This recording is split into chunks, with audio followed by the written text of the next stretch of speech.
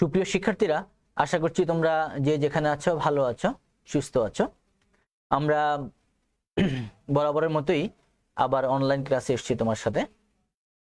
উচ্চ মাধ্যমিক শ্রেণীর গণিত, উচ্চতর গণিত প্রথম পত্রের আমরা ইন্টিগ্রেশন নিয়ে তোমাদের সামনে আলোচনা করছিলাম। আমরা ইন্টিগ্রেশনের বেশ কিছু টেকনিক নিয়ে তোমাদের সামনে প্রিভিয়াস ক্লাসগুলোতে আমরা ডিসকাস করেছি। আজকে আমরা তারই ধারাবাহিকতায় আমরা আরো কয়েকটা টেকনিক বা রুলস নিয়ে আমরা কথা বলবো তোমাদের সাথে ইন্টিগ্রেশনের জন্য। শিক্ষার্থীরা, আমরা যেটা বারবারই বলছি তোমাদেরকে যে ইন্টিগ্রেশন আসলে মোর অ্যান্ড মোর টেকনিক্যাল। এখানে তুমি যত বেশি টেকনিক অ্যাপ্লাই করতে পারবে সঠিকভাবে, এবং ট্রিগোনোমেট্রি যে সমস্ত ফর্মুলাগুলো রয়েছে, ইন্টিগ্রেশনে যে ফর্মুলাগুলো রয়েছে সেগুলো যদি আমরা সঠিকভাবে জানতে পারি, তাহলে অ্যাপ্লাই করতে পারি, তাহলে আমি খুব সহজে ইন্টিগ্রেশন করতে পারবো। ইন্টিগ্রেশনটা আমার জন্য খুব সহজ হয়ে যাবে, অথবা ইন্টিগ্রেশন করা একটু কঠিন হয়ে যাবে। আমরা ওকে, তাহলে লেটস স্টার্ট। আমরা শুরু করছি যে আজকে যে টেকনিক নিয়ে কথা বলতে চাচ্ছি সেটা হচ্ছে হলো ইন্টিগ্রেশনের স্ট্রাকচারটা যদি এরকম হয়, ইন্টিগ্রেশন অফ, আমি আগে জেনারেল স্ট্রাকচারটা দেখাচ্ছি তোমাদেরকে। Integration of p sine x plus q cos x, p sine x plus q cos x plus r, এটা ডিভাইডেড বাই একটা ভগ্নাংশ ফাংশন হিসেবে আমরা লিখতে যাচ্ছি। এখানে যদি আমরা লিখি, মনে করো a sine x plus b cos x plus c dx. আমরা এই টাইপের ইন্টিগ্রেশন গুলো যদি আমরা সলভ করতে চাই, এখানে আমি বলে নিচ্ছি পি কিউ আর এগুলো হচ্ছে আমার এখানে কনস্ট্যান্ট, রিয়েল নাম্বারই ধরে নাও, আর এ বি সি হচ্ছে কনস্ট্যান্ট। এখানে যদি এই স্ট্রাকচারের বা এই শেপের ইন্টিগ্রেশন থাকে, তাহলে আমরা সেই ইন্টিগ্রেশনটাকে আমরা কিভাবে ইন্টিগ্রেট করব সেটা জানার জন্য আমরা আজকে আলোচনা করতে আসছি। এটা করার জন্য যে নিয়মটা হচ্ছে সেটা হচ্ছে হলো লব। আমরা যেটা লিখবো, আমি একটু লিখে নিচ্ছি, লব ইকুয়াল টু লিখবো আমরা, অর্থাৎ এটা একটা ভগ্নাংশ আকারে রয়েছে ফাংশনটা। লবটাকে আমি লিখবো লব ইকুয়ালস টু হর ইন্টু একটা আমরা কনস্ট্যান্টকে নিয়ে আসবো এল ইন্টু হর, অর্থাৎ এল ইন্টু হর প্লাস আরেকটা কনস্ট্যান্টকে নিয়ে আসবো আমরা। এটাকে আমরা পরবর্তীতে শর্ত সাপেক্ষে কনস্ট্যান্টটাকে বের করে নিব, এম ইন্টু আমরা হরের ডেরিভেটিভ বের করব, হরের ডেরিভেটিভ বের করব। আমরা যদি এভাবে লিখতে চাই, এম ডি ডিএক্স অফ হর, অর্থাৎ এটা একটা ভগ্নাংশ আকারে রয়েছে। আমরা জানি ভগ্নাংশের একটা লব থাকে, একটা হর থাকে। তাহলে এল ইন্টু হর প্লাস এম ডিডিএক্স অফ হর প্লাস আমরা এন লিখব। এন হচ্ছে এখানে এল, এম এবং এন এগুলো কিন্তু কনস্ট্যান্ট, তবে এই কনস্ট্যান্টগুলোর মান আমরা ফাইন্ড আউট করে নিব, বের করে নিব। কিভাবে বের করব? cos x এবং sin x এর সহগকে সমীকৃত করে। প্রথম যে কাজটা আমি করব সেটা বললাম যে লব ইকুয়ালস টু L ইন্টু হর plus M into DDX of হর প্লাস N। এটা করে আমরা এই ফাংশন বা ভগ্নাংশ আকার যে ইন্টিগ্রেটরটা রয়েছে সেটাকে আমরা সহজ করে নিব। তো প্রিয় শিক্ষার্থীরা, আমরা একটা প্রবলেম নিয়ে কথা বলি, তাহলে আমাদের ব্যাপারটা ক্লিয়ার হবে। আমরা ইন্টিগ্রেশন অফ dx বাই, আমি স্ট্রাকচারটা একেবারে সরাসরি না দিয়ে একটু পরিবর্তন করে আসতে চাই। যেমন এরকম যদি প্রবলেমটা থাকে, integration of dx by 1 plus tan x। Okay, তো আমার স্ট্রাকচার ছিল এখানে p বাই এরকম ভগ্নাংশ আকারে, এটাকে আমি লিখতে পারি, দেখো আমরা এটাকে লিখতে পারি integration of dx by 1 plus tan x কে আমি লিখতে পারছি হলো sin x by cos x। Okay, তো এটাকে আমি এই পাশে চলে আসছি, আমি এখানে লিখতে চাই equals to integration cos x টা তাহলে আমার উপরে যাবে divided by cos x plus sin x dx। তাহলে এই স্ট্রাকচারটা আমার এই ধরনের হয়েছে। এই স্ট্রাকচারটাকে আমি এভাবে বলতে পারি। আমি যদি এখানে বলি যে p এর মান হচ্ছে 1, q এর মান 0, r এর মানও 0, আর এখানে a এর মানও 1, b এর মানটা হচ্ছে 1, c এর মানটা 0। ওকে, sin cos x দুটোই থাকতে পারে, আবার যে কোনো একটাও থাকতে পারে, সমস্যা নেই। এখন আমরা এই রুলসটাকে অ্যাপ্লাই করব, এল ইন্টু হর plus m into ddx of হর প্লাস এম। তাহলে আমরা এখানে যে প্রতিস্থাপনটা করব, আমরা ধরে নিচ্ছি হলো লব। তাহলে এই ফাংশনের ক্ষেত্রে বা এই ভগ্নাংশের ক্ষেত্রে লব হচ্ছে হলো cos x, ওকে। লব ইকুয়ালস টু এল ইন্টু হর, হরটা হচ্ছে এখানে cos x plus sin x, হরটা আমার এখানে হচ্ছে হলো cos x plus sin x plus আমি এখানে লিখছি m ddx অফ, অর্থাৎ ডেরিভেটিভ করব হরের ডেরিভেটিভ করব। তো হরের ডেরিভেটিভ ddx অফ, এখানে আমার হর হচ্ছে হলো cos x plus sin x। আর আমরা এই এনটা কখন যোগ করব, যদি আমার এখানে আর থাকে বা সি থাকে, এক্সট্রা কনস্ট্যান্ট যদি থাকে, তখন আমি এনটাকে নিব, কারণ এখানে না হলে আমাকে এনটা লেখার দরকার নেই। এখানে এনটা আমার 0 হিসাবে রয়েছে, কাজে আমার এখানে এমটাকে আর লাগবে না।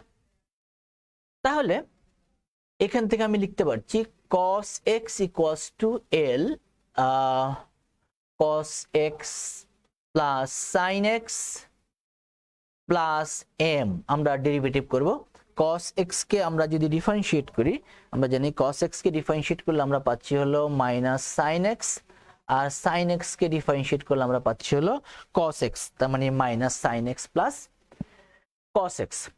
আমরা এইটাকে উভয় দিক থেকে এখন আমরা cos x এবং sin x এর সহগকে সমীকৃত করব। উভয় পক্ষ থেকে sin x এবং cos x এর সহগ সমীকৃত করে পাই, তোমরা লিখে নিতে পারো। উভয় পক্ষ থেকে sin x এবং cos x এর সহগ যদি আমরা সমীকৃত করে নেই, নিয়মটা হচ্ছে তাই। তাহলে এখানে দেখো, এখানে আমার cos x এর সহগটা হচ্ছে হলো l, এখানে cos x এর সহগটা হচ্ছে l, আর এখানে cos x এর সহগটা হচ্ছে হলো m। তাহলে l plus m equals two আমার হবে, এখানে cos x এর সহগ হয়েছে 1, তাহলে l plus m equals to আমি 1 লিখতে পারবো, ওকে। আবার sin x এর সহগ যদি সমীকৃত করি, তাহলে এখানে sin x এর সহগ হচ্ছে হলো l, এখানে sin x এর সহগ হচ্ছে হলো l, আর এখানে sin x এর সহগ হচ্ছে মাইনাস m, আর বাম পাশে আমার যেহেতু sin x নেই, তার মানে sin x এর সহগ হচ্ছে আমার 0। তার মানে l plus m equals two 1, আর হচ্ছে l minus m equals two 0। আমি আবারও বলেছি, আমরা এভাবে লিখে দেন আমরা বাম পক্ষ এবং ডান পক্ষ থেকে sin x এবং cos x এর সহগকে আমরা ইকুয়াল করে নিব। ইকুয়াল করে আমরা সেখান থেকে এই l এবং এই m এর মানটাকে আমরা বের করে নিব, l এবং m এর মানটাকে বের করে নিব। তাহলে আমি এই সমীকরণটা থেকে লিখতে পারছি l ইকুয়াল টু m, আর l ইকুয়াল টু যদি m হয়, তাহলে l plus m equal to থেকে আমি লিখতে পারবো টুয়াইস l ইকুয়াল টু 1, তার মানে আমি বলতে পারছি l ইকুয়াল টু হাফ অথবা m equal to half. l এর মান হচ্ছে হাফ আর m এর মান হচ্ছে আমার এখানে হাফ, l ও হাফ, m ও ইকুয়ালস টু হচ্ছে আমার হাফ। তাহলে আমরা l পেয়ে গেলাম এবং m পেয়ে গেলাম। এখন আমি চলে আসবো আমার যেই জায়গাটা থেকে আমি শুরু করেছিলাম, cos of x equals two l, ওকে। তো আমরা এইটাকে তাহলে মুছে ফেলি। এখন এই জায়গাটায় আমি আসি, এখান থেকে চলে আসি। আচ্ছা, এগুলো আমার আর লাগবে না, এটা আমি মুছে ফেলি। ওকে, একটু এই বোর্ডে একটু মুছতে সময় নেয়, হ্যাঁ। এল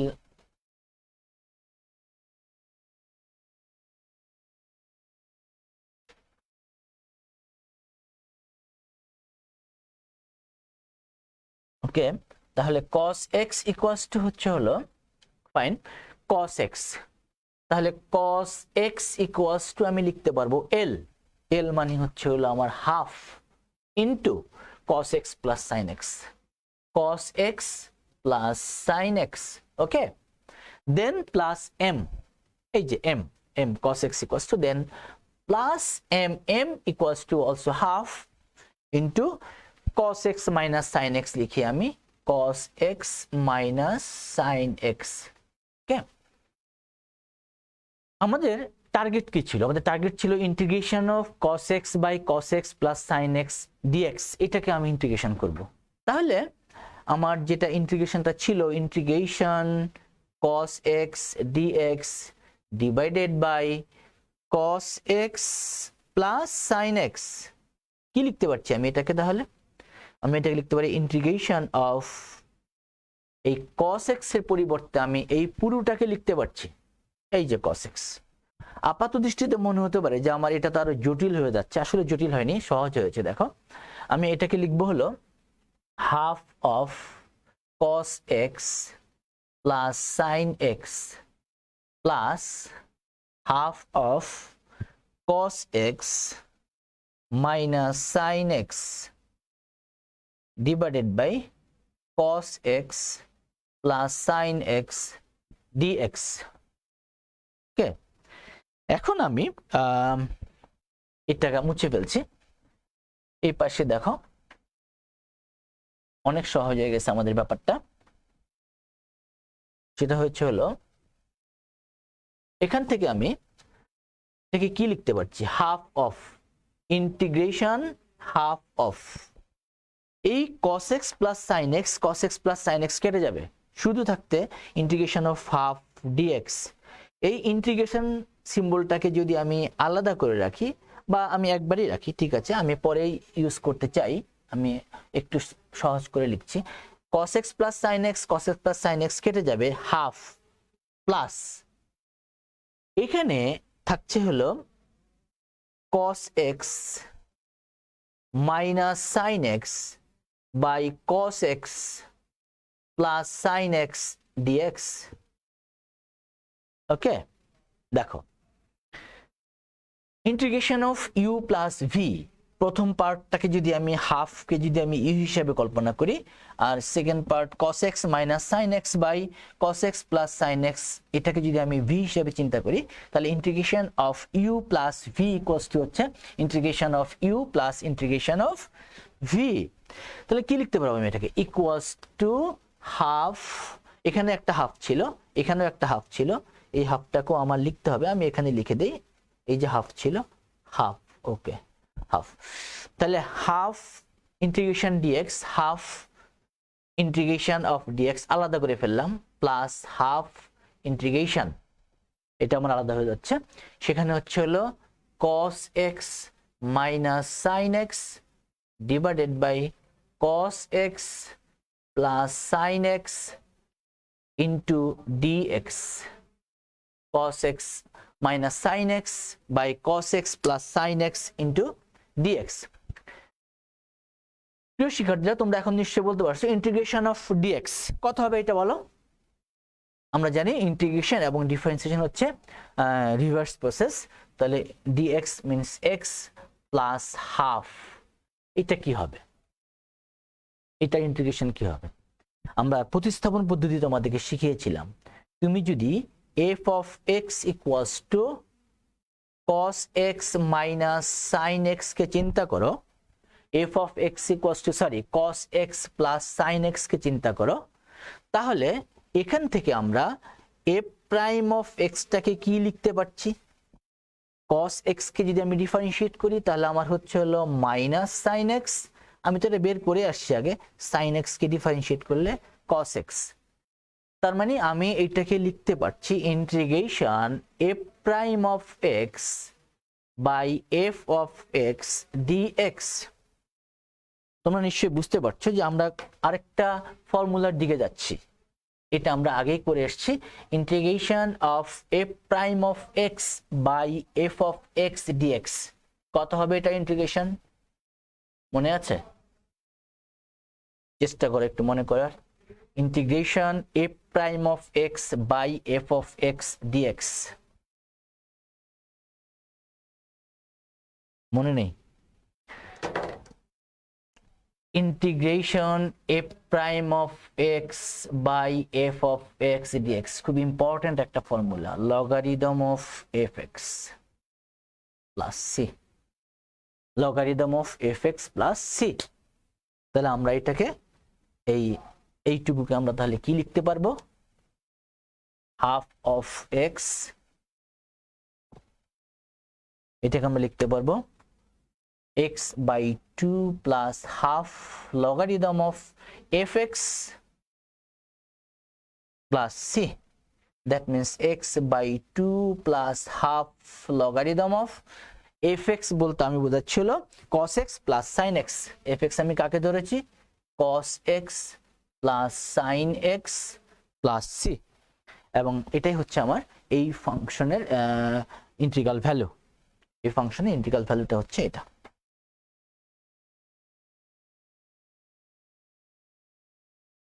আমরা একটু জটিল ধরনের ইন্টিগ্রেশন সলভ করেছি।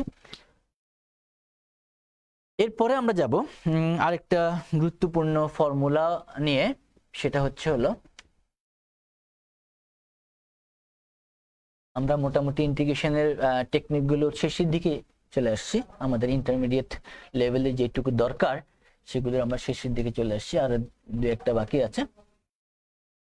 এরকম একটা ফর্মুলা রয়েছে, integration of e to the power x f of x plus f prime of x dx. e to the power x f of x plus f prime of x. f prime of x indicates the first derivative, equals to হচ্ছে e to the power x f of x. এটা হচ্ছে এই ফাংশনের integral value, এই প্রবলেমের integral value e to the power x f of x। যদি স্ট্রাকচারটা এ আকারে থাকে তাহলে আমরা এইভাবে এটাকে সলভ করব। যেমন আমরা এটাকে আমরা আরেকটু এনলার্জ করে দিতে পারি এভাবে, e to the power ax, e to the power ax a function of x plus f prime of x dx। এরকম হতে পারে স্ট্রাকচারটা, e to the power ax a f of x plus f prime of x dx যদি থাকে তাহলে আমাদের এখানে এটা রেজাল্ট হবে e to the power ax f of x plus c। আমরা বলেছি যে যদি আমরা c অ্যাড নাও করি তবু আমরা ইনডেফিনিট ইন্টিগ্রালের ক্ষেত্রে আমরা ধরে নিব যে এখানে অবশ্যই একটা c আমাদের থাকবে, e to the power ax f of x plus c। ওকে শিক্ষার্থীরা, আমরা তাহলে এই রিলেটেড একটা প্রবলেম এখন সলভ করে ফেলি, e to the power x or e to the power ax related একটা প্রবলেম সলভ করে ফেলি।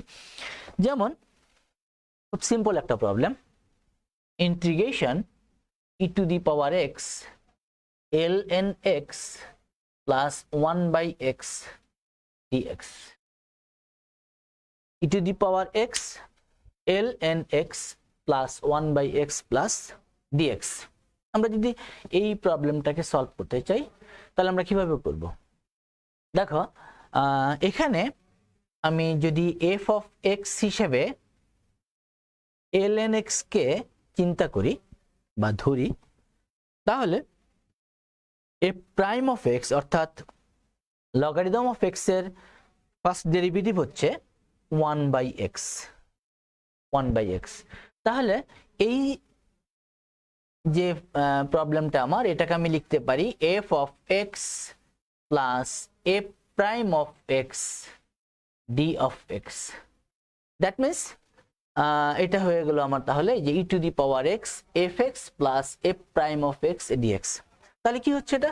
e to the power x f of x plus c, that means e to the power x আর f of x হচ্ছে logarithm of x plus c। This is the result, e to the power x ln x plus c। এখন আমাদের এখানে মনে রাখতে হবে যে আমি কোনটাকে f of x ধরবো আর কোনটাকে ধরবো না সেটা ডিপেন্ড করবে আমার ডিফারেন্সিয়েশনের নলেজটা আমার কোন লেভেলে রয়েছে। আমাকে বুঝতে হবে, একটা ফাংশনকে দেখে বুঝতে হবে যেটাকে ডিফারেন্সিয়েট করলে আমার কত পাওয়া যাচ্ছে। ওকে, এটা তো খুব সহজ প্রবলেম, ln x কে ডিফারেন্সিয়েট করলে 1 by x আমরা দেখেই বুঝতে পারছি। কেউ যদি 1 by x K f of x হিসেবে চিন্তা করে তাহলে কিন্তু সেই ক্ষেত্রে হবে না। এটা হলো। এখন আমরা যদি এই ক্ষেত্রে আসি, e to the power ax এর ক্ষেত্রে যদি আমরা আসতে চাই, যেমন আমি যদি এরকম বলি এই প্রবলেমটাকে যদি আমি e to the power ax আকারে কনভার্ট করে দিতে চাই, যেমন আমি এখানে বললাম e to the power এই এখানে x এর জায়গায় আমি x না বলে এখানে মনে করো আমি একটা দিয়ে দিলাম 5x, আর এখানেও আমি একটা 5 ইউজ করলাম, এই জায়গাটায় আমি আরেকটা 5 ইউজ করে দিলাম, তাহলে e to the power 5x 5 ln x plus 1/x।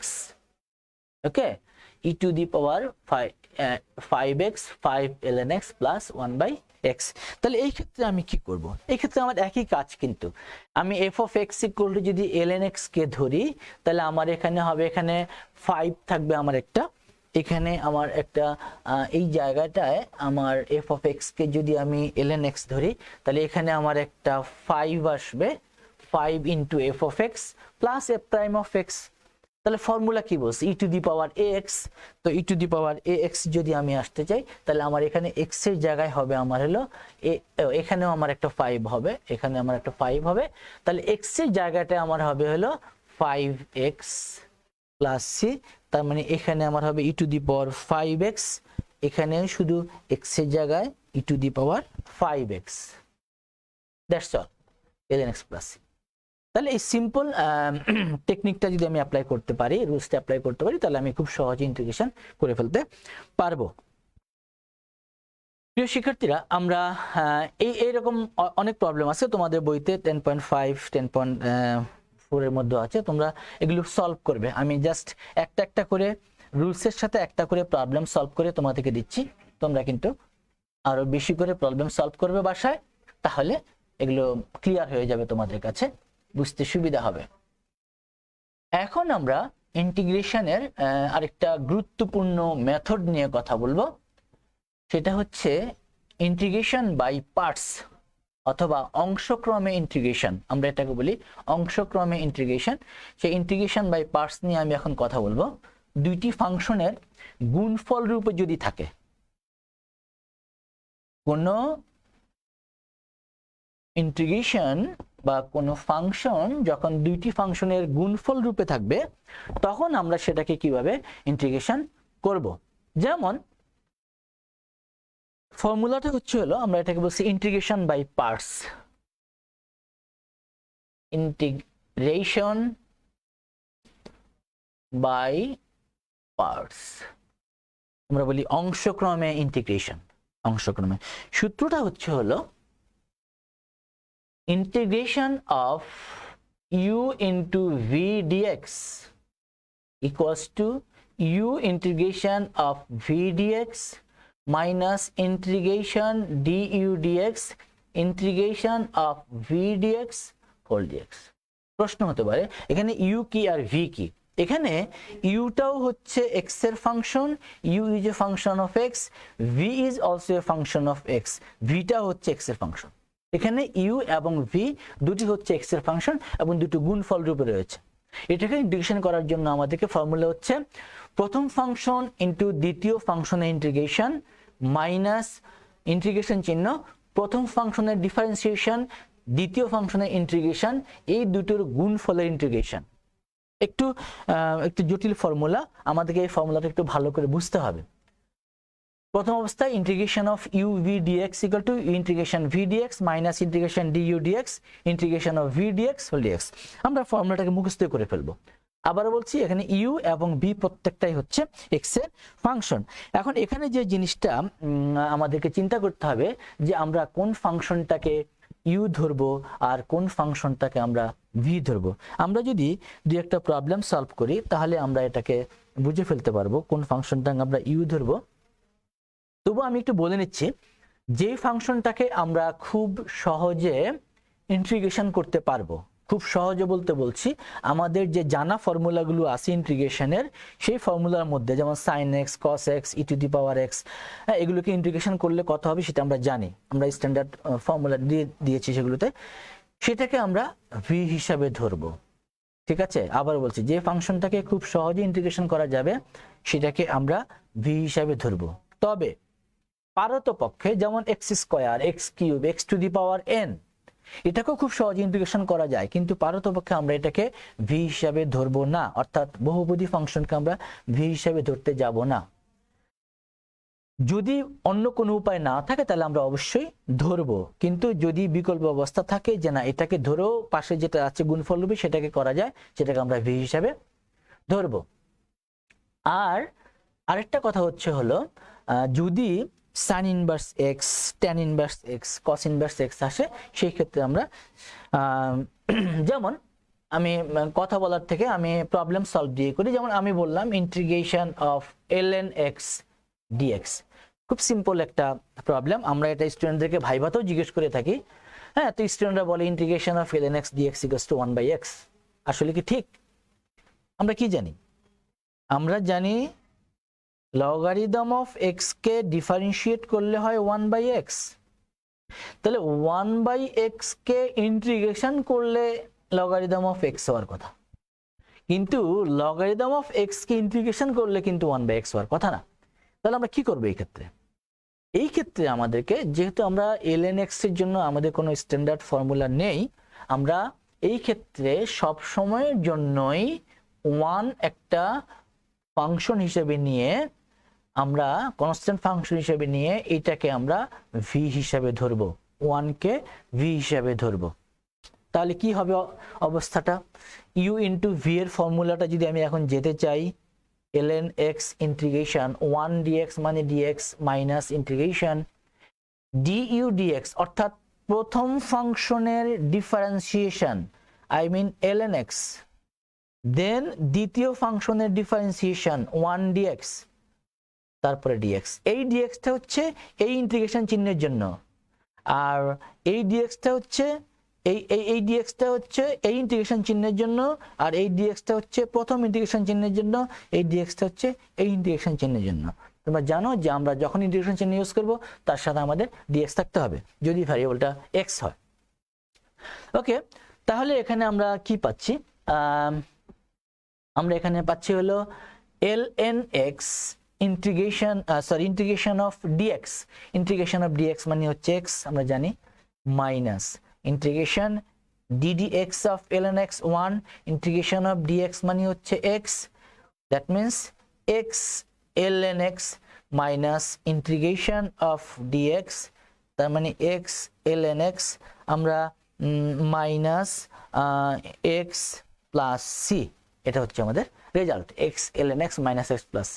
তাহলে ইন্টিগ্রেশন অফ ln x সমান যদি কেউ সরাসরি 1/x বলে, তাহলে বুঝতে হবে তো সে মারাত্মক ভুল করেছে। তার মানে ডিফারেন্সিয়েশন এবং ইন্টিগ্রেশনের মধ্যে বেসিক যে পার্থক্য রয়েছে এটা সে ধরতে পারছে না।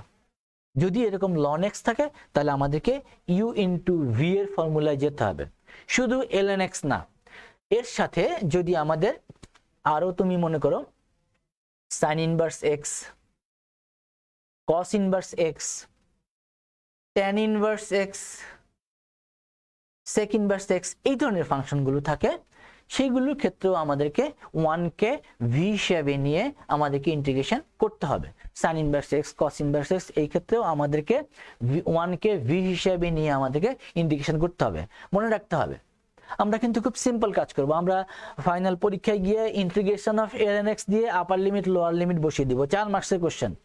এর মধ্যে অনেকগুলো তোমার স্টেপিং রয়েছে, কারণ তোমাকে এই ফর্মুলাটা জানতে হবে, ইন্টিগ্রেশন করতে হবে, তারপর ডেফিনিট ইন্টিগ্রালের যে ফর্মুলা আছে সেটা তোমাকে অ্যাপ্লাই করতে হবে।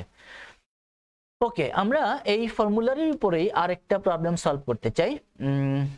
এই ইন্টিগ্রেশন বাই পার্টসের ln x না দিয়ে আমরা যদি অন্য আরেকটা প্রবলেম দেই তোমাদের, যেমন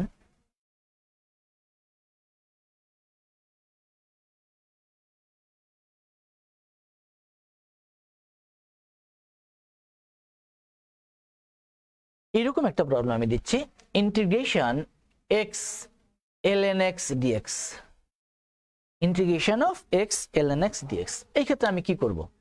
আমি এইমাত্র বলেছিলাম যে ফাংশনটাকে খুব সহজে ইন্টিগ্রেশন করা যায় সেটাকে আমি v হিসাবে ধরবো। তাহলে এখানে তো ln x কে ইন্টিগ্রেশন করা যায় না, নরমালি করা যায় না, ফর্মুলার মাধ্যমে আমি দেখালাম একটা কিভাবে ইন্টিগ্রেশন করতে হয়। তাহলে আমি x কে v হিসাবে ধরবো। কিন্তু আবার এই কথাটা আমি বলেছি যে পারতপক্ষে আমরা x, x square, x cube এগুলোকে আমরা v হিসাবে ধরবো না। তাহলে কি করব?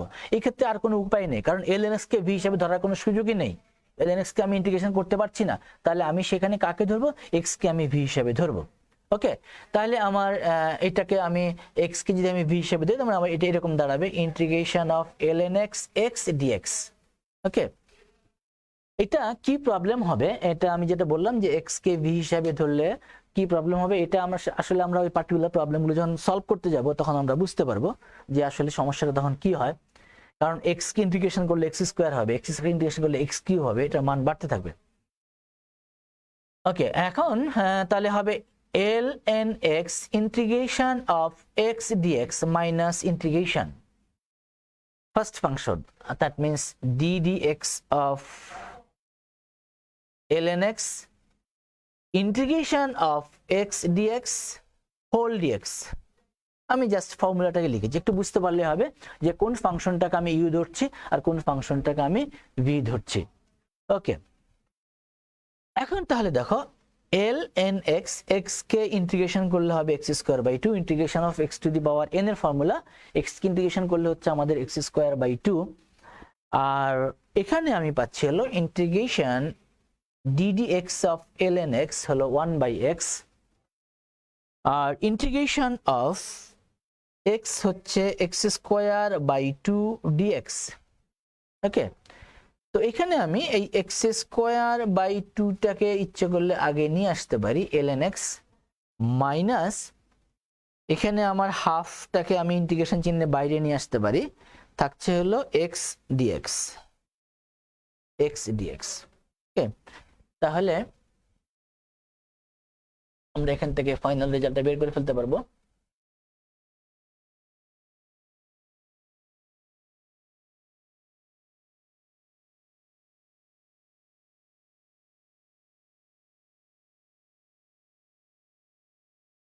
এখান থেকে আমরা ফাইনাল রেজাল্টটা পেয়ে যাব, সেটা হচ্ছে x square by 2 ln x minus half x square by 2 plus c। আমরা আগেও বলেছি যখনই আমার ইন্টিগ্রেশনটা শেষ হয়ে যাবে, আই মিন সবগুলো ইন্টিগ্রেশন চিহ্ন উঠে যাবে, তখনই আমি সিটাকে যোগ করব।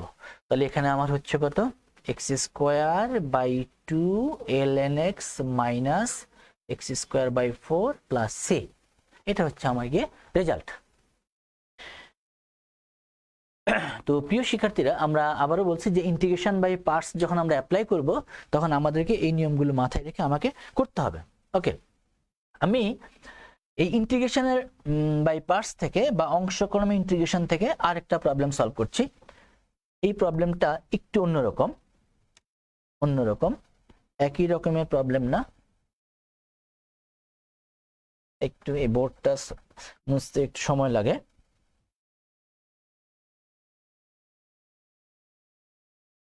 ফর্মুলাটা আমাদের থাকুক, আমরা যেটা সলভ করব,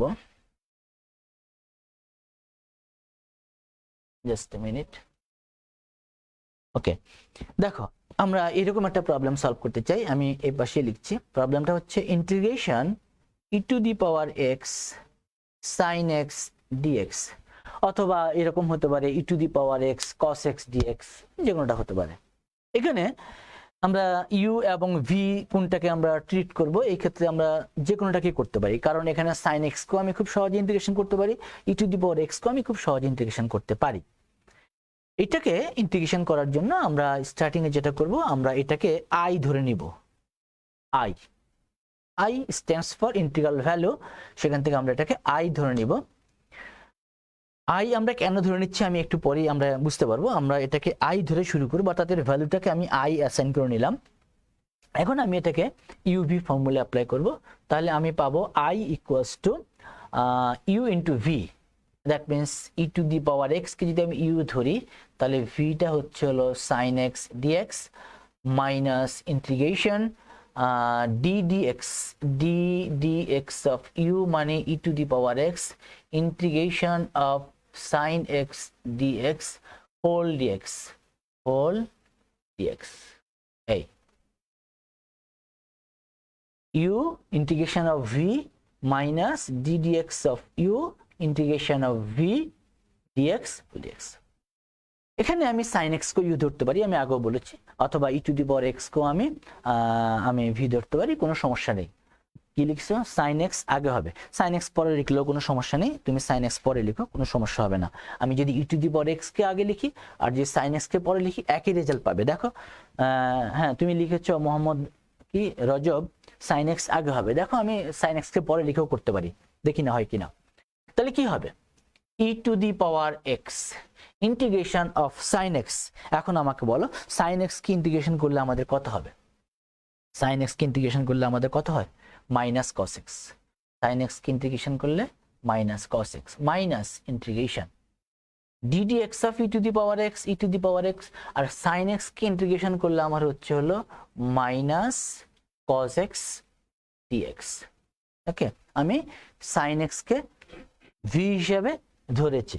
ওকে, তাহলে কি হচ্ছে minus e to the power x cos x minus minus plus e to the power x cos x dx। আবার আমাদের সেই u ইন্টু v এর ফর্মুলা, এইটুকু আমার ইন্টিগ্রেশন হয়ে গেল, কিন্তু এটা আমার এখনো বাকি রয়ে গেল। ওকে, এখন তুমি দেখো minus e to the power x cos x plus, এখানে আমরা e to the power x কে u ধরি, আর integration of cos x dx, then minus integration ddx of u বলতে e to the power x কে নিচ্ছি, integration of v বলতে cos x কে নিচ্ছি, হোল dx। ওকে, একটু বড় হচ্ছে। ওকে রজব, হ্যাঁ thank you, minus cos x। হ্যাঁ, তাহলে এখানে আমার কি হচ্ছে minus e to the power x cos x plus e to the power x। এখন তুমি আসো cos x কে আমি ইন্টিগ্রেশন করব, সরি, তাহলে cos x কে ইন্টিগ্রেশন করলে কত হবে? cos x কে ইন্টিগ্রেশন করলে বলো, cos x কে ইন্টিগ্রেশন করলে হবে হলো sin x, e to the power x sin x, আর মাইনাস এখানে আমার integration ddx of e to the power x হচ্ছে e to the power x, আর cos x কে ইন্টিগ্রেশন করলে হচ্ছে আমার হলো sin x। Okay, cos x কে ইন্টিগ্রেশন করলে আমার হচ্ছে হলো sin x, dx তো আমার থাকবেই, dx আমার থাকবে। আমার বাম পাশে কিন্তু i রয়েছে, মনে রাখতে হবে এখানে আমার i রয়েছে। ওকে, আমাকে এখন একটু উপরে যেতে হবে, আমি এখানে চলে আসছি, প্রথম লাইনটাই আসি, এই লাইনটাতে আমি লিখব। এখানে দেখো